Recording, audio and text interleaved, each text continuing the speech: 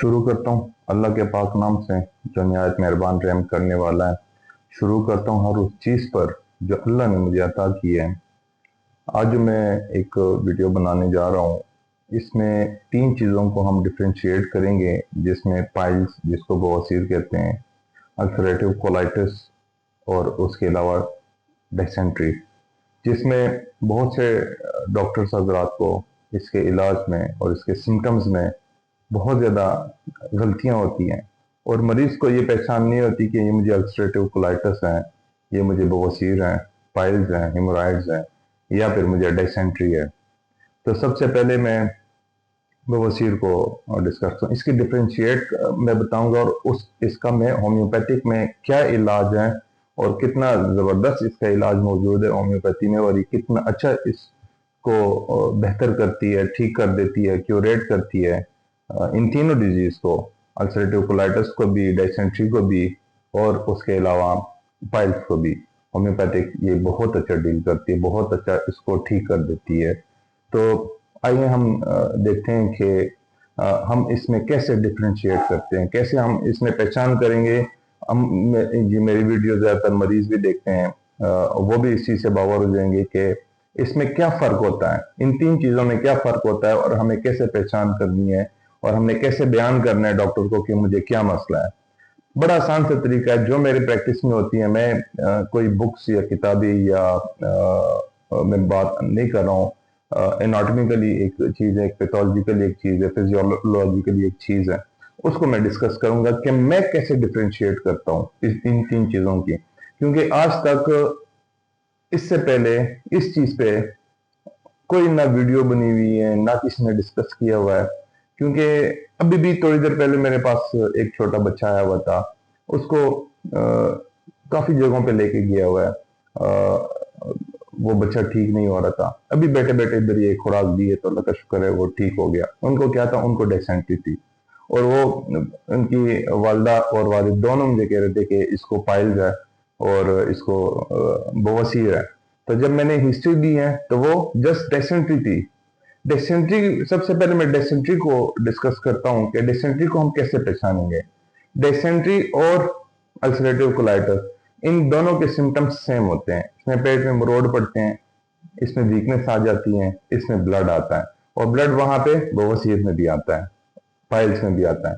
लेकिन डिसेंट्री में क्या होता है, डिसेंट्री जो कंडीशन होगी वो एक्यूट होगी। वो हो सकता है कि डायरिया के बाद डिसेंट्री हुई हो। मैं डायरिया को भी थोड़ा सा डिस्कस कर लेता हूँ। डायरिया में ये होता है ना, मोशन शुरू हो जाते हैं, और मुसलसल मोशन पानी की तरह आते हैं। लेकिन आप जब भी होम्योपैथिक मेडिसिन उसमें खिलाएं, डायरिया में नक्स दें, एलोज दे दें और वेरेटम एल्बम दे दें, अगर इसमें इकोलाई का इस्तेमाल करें, अर्टिका यूरिन का इस्तेमाल करें, तो वो डायरिया को फौरन रोक देती है। जब वो उसको फौरन रोक देती है डायरिया को, तो वो कन्वर्ट हो जाता है डिसेंट्री में। क्योंकि यहाँ पे हमारे पास वेरेटम एल्बम बहुत अच्छा काम करती है, वो रिस्क्यू मेडिसिन है और बहुत अच्छा, यानी जिस तरह एक एंड वाली कंडीशन होती है बंदे की, उस तरह की कंडीशन आ जाती है वेरेटम एल्बम में। लेकिन यहाँ पे वेरेटम एल्बम का क्रॉनिक क्या है, हमारे पास मल्ट साल है। ये किसी बुक में नहीं लिखा हुआ, कहीं पे भी नहीं लिखा हुआ, लेकिन मैं आपको ये चीज डिस्कस करके बता रहा हूँ। ये मैं अपनी क्लिनिकल प्रैक्टिस आप लोगों को बता रहा हूँ कि जब आप वेरेटम एल्बम देते हैं तो वो डायरिया जो है वो डिसेंट्री में कन्वर्ट हो जाता है, फौरन रुक जाता है, और यानी विद इन 1 डे रुक जाता है। चाहे 4 दिन को, 5 दिन को, 10 दिन को डायरिया चलता, तो वो आप वेरेटम एल्बम देंगे तो वो मर्साल के सिम्टम्स आने शुरू हो जाएंगे। फिर मर्साल की एक डोज देंगे तो डिसेंट्री खत्म हो जाती है। तो फिर यहाँ पे डिसेंट्री और अल्सरेटिव कोलाइटिस की बात हो रही है। डिसेंट्री में जिस तरह पेट में मरोड़ पड़ते हैं, उसमें दर्द होता है, क्रैम्प्स पड़ते हैं और अर्जिंग होती है, बार बार स्टूल पास करने की अर्जिंग होती है, जिसकी वजह से रेक्टम पे जोर आता है और वहां पे ब्लड भी आना शुरू हो जाता है। ये 3-4 सिम्टम्स इसमें होते हैं। लेकिन ये क्या होता है, ये कंटेमिनेटेड फूड से होता है, ये बैक्टीरिया से होता है, ये वायरस से, फंगस से होता है, ये जो डिसेंट्री है। लेकिन अब हम इसको कैसे मुकाबला करेंगे, कैसे इसको पहचानेंगे कि ये पाइल्स हैं, ये डिसेंट्री है और ये अल्सरेटिव कोलाइटिस है। ये आपके पास आ गई है डिसेंट्री की एक इलामात। तो यहाँ पे अर्जिंग होती है। अर्जिंग यहाँ पे बार बार जाना पड़ता है स्टूल पास करने के लिए। स्टूल होता है लिक्विड में, थोड़ा सा, यानी बहुत ज्यादा लिक्विड में, तो टेस्टी स्टूल होता है लेकिन हार्ड नहीं होता। तो वो क्या होता है, वो बहुत ज्यादा अर्जिंग करने से, बहुत ज्यादा मूवमेंट करने से रेक्टम पे बहुत ज्यादा जोर आता है। तो वहां पे क्या होता है, इन्फेक्शन, इन्फ्लेमेशन पैदा हो जाती है, जिसकी वजह से वहां पे ब्लड आना शुरू हो जाता है। तो ये हो गया आपका डिसेंट्री। लेकिन यहाँ पे अब अल्सरेटिव कोलाइटिस, अल्सरेटिव कोलाइटिस में भी सारी यही चीजें हैं। रोड पड़ते हैं, पेट में यानी क्रैम्प्स होते हैं, पेट में दर्द होता है और ब्लड आता है और अर्जिंग होती है। लेकिन अल्सरेटिव कोलाइटिस में एक चीज और भी है, फ्लैटुलेंट्स होता है, गैस होती है, हवा होती है। यानी जब मेरे पास मरीज आता है तो मैं उससे पूछता हूँ कि आपको क्या मसला है। वो मुझे कहते हैं मुझे बवासीर है। मैं लाजमी पूछता हूँ कि आप कितनी दफा स्टूल पास करते हैं दिन में। वो कहते हैं कि मैं 8 दफा, 4 दफा, 5 दफा तो ये स्टूल पास करते। तो वो बवासीर कभी भी नहीं होती। यही पे गलती होती है कि हम चुप करके, वो क्या मुझे बवासीर है, और हम कोई केस टेकिंग तो करती नहीं है, चुप करके ये छिट लिख दिया, ये मरीज के मुंह पे मार दिया। ये यहाँ पे बहुत बड़ी गलती है और वो मरीज कभी भी ठीक नहीं होगा और उसकी बददुआएं भी उस डॉक्टर के साथ होती है कि वो उसने उसका टाइम ज़ाया किया, 3 घंटे, 4 घंटे, 5 घंटे हमारे पास उनके रश होती है। तो हमसे ये गलतियां होती है प्रैक्टिस में कि हम इसको डिफ्रेंशिएट नहीं करना चाहते हैं, बस मरीज से जान छुड़ाते हैं। ये चिट लिख दिया, मुंह पे फेंक दिया है। लेकिन इस चीज को अल्लाह को भी जवाब देना है अपने। तो इस चीज को बहुत ज्यादा ध्यान रखें कि इस तरह की गलतफहमी बिल्कुल भी ना हो। अब ये मरीज आता है हमारे पास, वो कहता है कि मुझे पाइल्स हैं। पाइल्स के क्या मतलब आपका? कहते मुझे ब्लड आता है और दर्द होता है बहुत ज्यादा। तो मैं उनसे पूछता हूँ कि कितनी दफा आपको स्टूल पास करना पड़ता है। वो आगे से कहते हैं मुझे 3 दफा, 4 दफा, 5 दफा, 6 दफा, ये 8 दफा अर्जिंग होती है, बार बार जाता है। तो मैं पूछता हूँ कि क्या इसमें ऐसा होता है कि जब आपको ये अर्जिंग ना हो, स्टूल के लिए ना जाना पड़े, तो फिर उसके बाद आपको हवा ज्यादा शुरू हो जाती है या उसमें म्यूकस आना शुरू हो जाता है? कहते हैं हाँ, ये होता है कि हवा आनी शुरू हो जाती है और म्यूकस आता है, और फिर अगर हमें बार बार अर्जिंग ना हो तो पेट फूलना शुरू हो जाता है। तो ये है अल्सरेटिव कोलाइटिस। डिसेंट्री में क्या था? डिसेंट्री में अर्जिंग होती है, अर्जिंग होती है, उसमें स्टूल रुकता नहीं है। अल्सरेटिव कोलाइटिस में क्या है कि इसमें अर्जिंग होती है, क्रैम्प्स पड़ते हैं, मुरोड़ पड़ते हैं, स्टूल में ब्लड आता है। लेकिन जब ये चीजें नहीं होती तो पेट फूलना शुरू हो जाता है, ब्लोटिंग होती है बहुत ज्यादा, जिसमें गैस की तकलीफ होती है, और फिर कॉन्स्टिपेशन की तरफ भी बंदा चला जाता है, एक एक दो दो दिन तक फिर वो स्टूल भी नहीं पास करता। तो ये है अल्सरेटिव कोलाइटिस। डिसेंट्री में ब्लॉटिंग नहीं होती, यहाँ पे आपको ब्लॉटिंग मिलती है। अब पाइल्स क्या है? अच्छा, अल्सरेटिव कोलाइटिस कहाँ पे इंफेक्शन पैदा करता है और क्यों पैदा करता है? कॉजेज क्या है उसके? उसके कॉजेज जो है वो आपका इम्यून रिस्पॉन्स है, वो ऑटो इम्यून डिजीज है। वो लार्ज रेक्टम से शुरू होता है, लार्ज इंटेस्टाइन पे जाता है। तो ये यहाँ पे ये इन्फ्लेमेशन पैदा करता है। लेकिन इसकी कॉज क्या है? कॉज इसके आपका माइंड सिम्टम्स भी उसमें हो सकते हैं, ट्रॉमा हो सकता है, स्ट्रेस हो सकता है, कोई जेनेटिक कोई डिजीज हो सकती है बॉडी के अंदर। तो ये 3-4 चीजें इसको डिफरेंट करती हैं। और डिसेंट्री में क्या था? डिसेंट्री में हमें बैक्टीरिया मिल जाता है, हमें वहां पे फंगस मिल जाता है, पैरासाइट मिल जाता है, हमें ये 3 चीजें मिल जाती है। जब हम स्टूल का टेस्ट कराते हैं, स्टूल आरी कराते हैं, स्टूल का कल्चर कराते हैं, तो वहां पे हमें पैथोजेंस मिल जाते हैं, वहां पे हमें इन्वाइडर्स मिल जाते हैं। तो अल्सरेटिव कोलाइटिस में इन्वाइडर्स नहीं होते हैं, वहां पे आपको एंटी-सीसीपीए करवाना पड़ता है, और वहां पे आपको ऑटोइम्यून डिजीज की तरफ जाना होता है। और आप जब स्टूल कल्चर कराते हैं तो वहां पे आपको बैक्टीरिया नहीं आता, वहां पे उसमें फंगस नहीं आता, पैरासाइट नहीं आता अल्सरेटिव कोलाइटिस में, क्योंकि डिसेंट्री में ये चीज आ रही है। डिसेंट्री में आपको सल्मोनेला मिल सकता है, डिसेंट्री में हमें शगेला मिल सकता है, डिसेंट्री में हमें एच पाइलोरी भी मिल सकता है। और इसके अलावा अब पाइल्स की तरफ मैं आता हूँ। ये 2 चीजें डिफ्रेंशिएट होगी, मैं इस तरह इसको डिफ्रेंशिएट करता हूँ।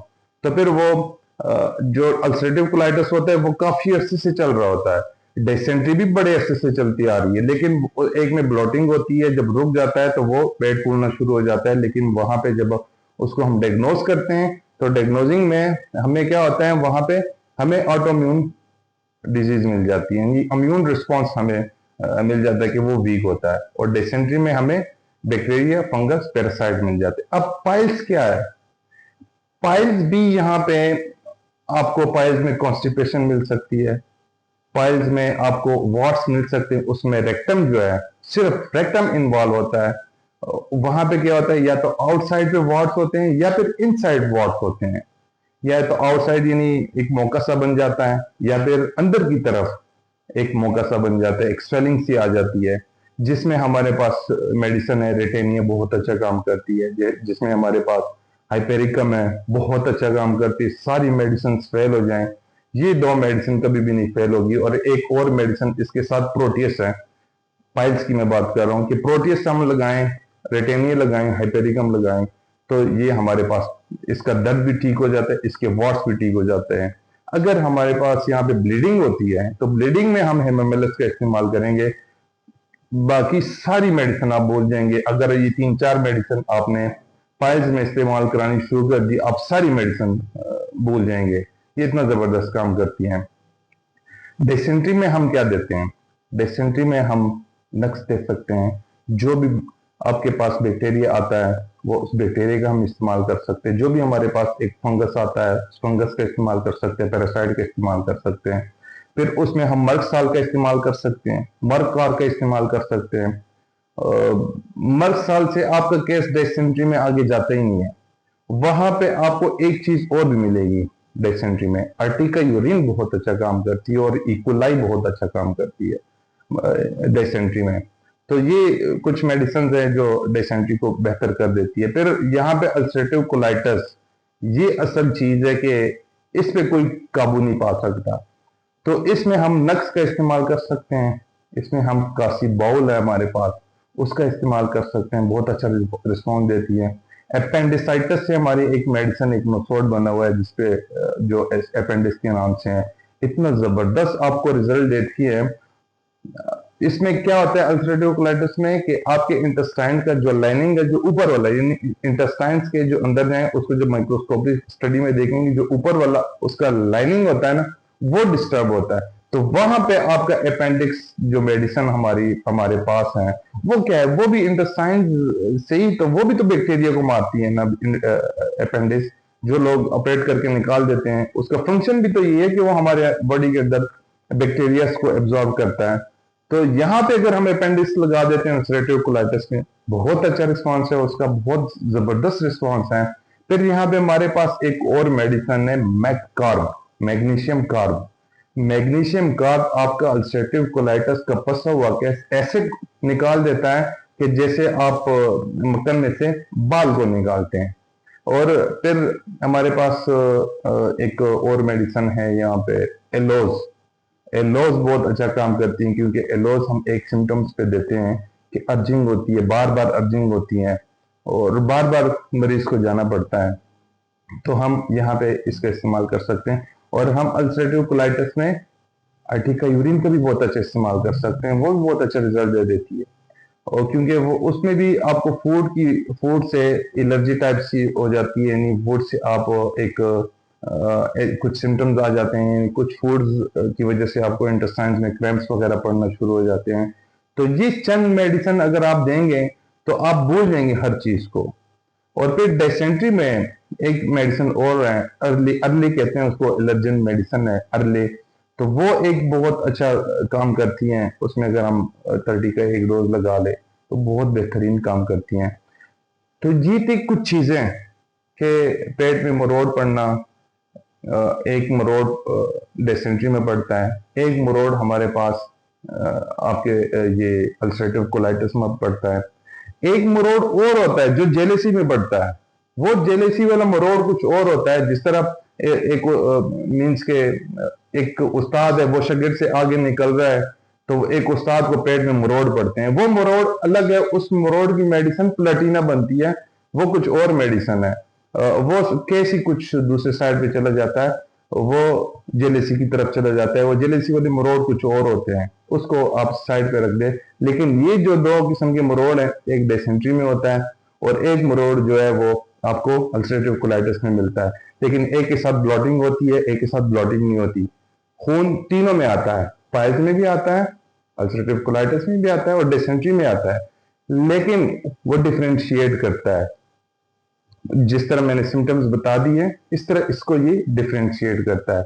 तो उम्मीद है इंशाल्लाह ये वीडियो आप लोगों के लिए अच्छी साबित होगी, और उम्मीद है कि काफी डॉक्टर्स को और काफी मरीजों को जो एक गलत फहमी होती है, जो एक गलत हम डिग्नोज करते हैं और मरीज से हम पूछते नहीं है, जो मेडिसिन मुंह पे मार देते हैं, छिट मुंह पे मार देते हैं, तो ये चीज गलत है और इसका जवाब अल्लाह को देना होगा।